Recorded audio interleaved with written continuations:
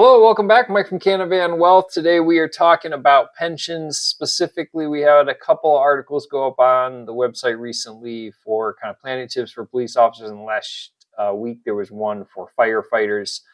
Really, the big thing that sets them aside from kind of your standard retirees is pensions. And specifically, one thing about pensions that is very important. And I think a lot of people kind of make the assumption that if you have a pension, then retirement's kind of easy to understand and plan for because you have this fixed benefit. And while they are fantastic retirement benefits, there are a lot of things that you really need to understand and consider around pensions. So when I talk with clients, and we have a site, Department of Energy site here in Idaho Falls, so I work with a lot of clients who have pensions.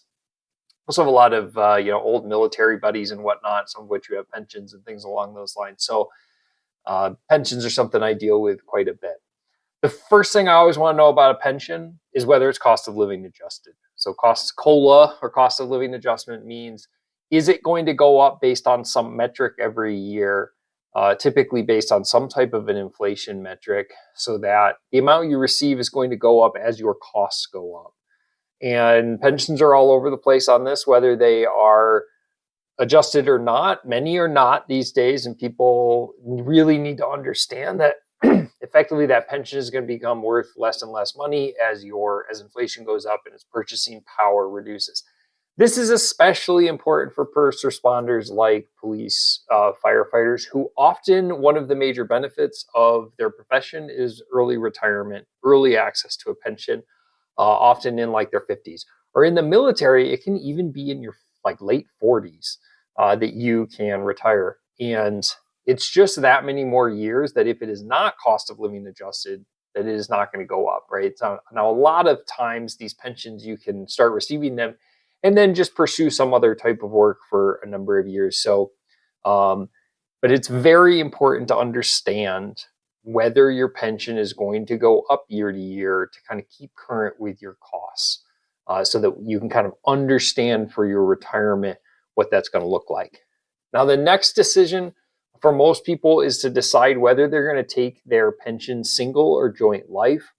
Sometimes this isn't a choice for some pensions, but for a single life annuity, effectively, you're going to receive it until you die. So, if your spouse does not have a pension or something and you die and you had the pension, it will go away and your spouse will have to live without that additional income. Joint means that it's going to stick around until you or your spouse, until both of you pass away effectively. And there's virtually always, if you elect for it to be joint, you're going to receive less each month because you're going to most likely receive the benefit longer if you pass before your spouse does. So this is a really important decision, and there is no one right answer for every pension out there because I've seen numbers all over the place on this. I've seen pensions where going joint just makes no sense, and then I've seen other ones where, boy, the numbers on going joint make a lot of sense. That depends on how old the pension is and all sorts of things on kind of how that was calculated, is currently calculated, and is a very important decision. Also tied into that cost of living adjustment as to, is effectively how valuable is that pension going to be as you get closer to end of life in terms of one of you passing away, whether that's going to be single or joint. I will often talk to clients about marrying this to their Social Security decision, specifically about whether they delay it. So if someone wants to file single life, then I often will encourage them possibly to delay their Social Security, because the Social Security is kind of like a joint policy in that when the first spouse passes away, whoever has the larger Social Security benefit will keep that. The smaller one will effectively go away. It works a little differently than that. But so you can kind of marry the two policies together.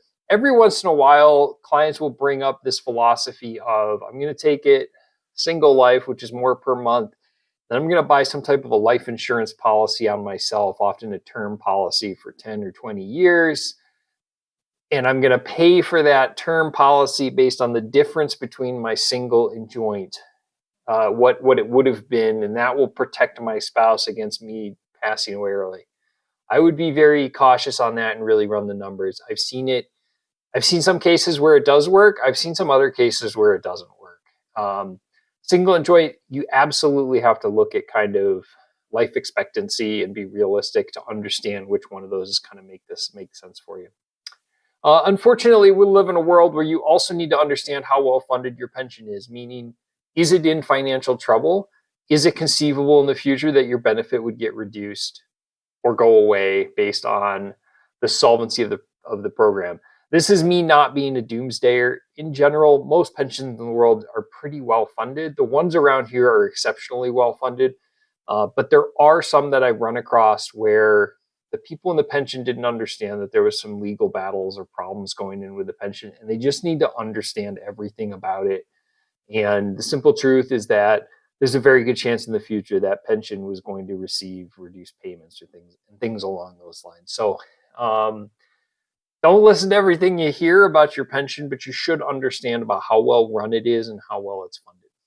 This last one, I almost hate to bring up because I've rarely seen it as a good option, but pensions will often give you an option to cash out the pension for some lump sum of money. And much like single versus joint, whether that's a good deal or not can be all over the place. I've seen some where it was a fantastic deal to take the cash, and I was pretty convinced that the company just didn't want to deal with their pension anymore and were trying to pay people off. And they were paying them off pretty well. My wife actually has a pension that has a cash option. I just learned this the other couple of weeks ago while we were going through her paperwork. She works for the state. She's a professor for a college, and her pension is effectively a giant pile of money wrapped in this pension fund. That when there's your typical pension stuff around, kind of age of being eligible for it and things along those lines.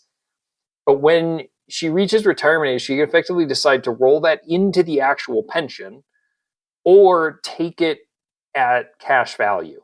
And we're not going to make that decision until way further down the road when we have all of those numbers in front of me, which is what I would recommend for everyone with a pension.